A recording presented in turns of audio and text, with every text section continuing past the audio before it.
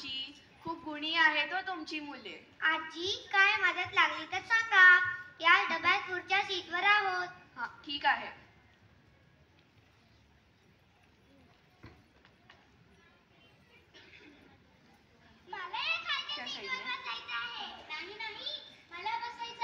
अरे दीदी काय झालं? कशाला भांडत आहात? मला खायच्या सीटवर बसायचं आहे. नाही नाही मला बसायचं आहे. अगं दीदी तू थोडा वेळ बस, मग तू थोडा वेळ बस. दीदी तू थोडा वेळ वरच्या सीटवर बस, मग तू थोडा वेळ बस. दोघींनी समजून घेतले तर छान होईल तुमचा प्रवास.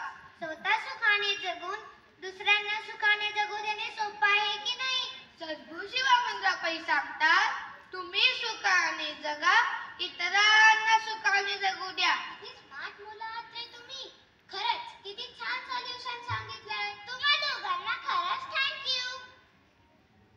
दीदी तुम्हाला एक सांगू का?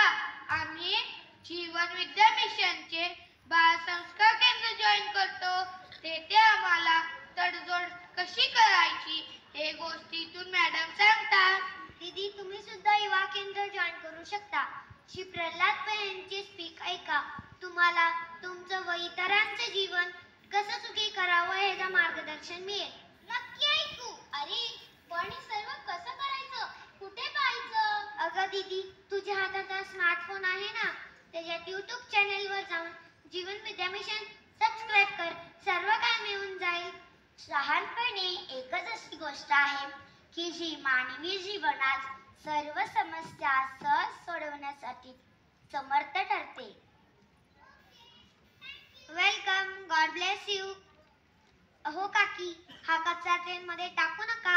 ही ट्रेन आपल्या राष्ट्राची संपत्ती आहे. हो पण ही तर सार्वजनिक मालमत्ता आहे. बरोबर आहे काकी, पण सार्वजनिक मालमत्ता म्हणजे आपलीच आहे ना.